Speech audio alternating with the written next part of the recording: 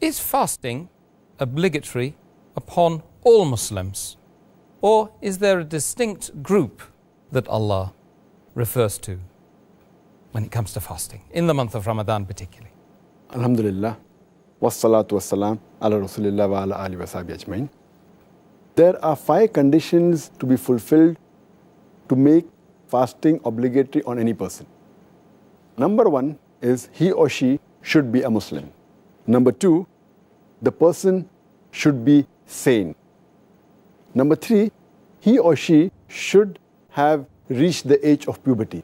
That means he or she should be an adult. Number 4, the person should be healthy.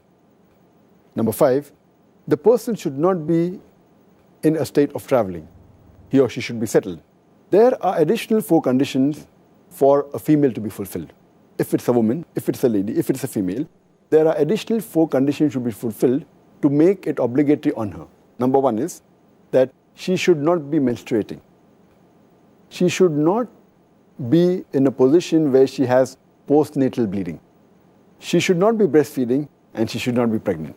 So for a woman, if all these 9 conditions are fulfilled, then it becomes obligatory on her. And for the male, only the first 5 conditions have to be fulfilled to make it compulsory for them to fast in the month of Ramadan.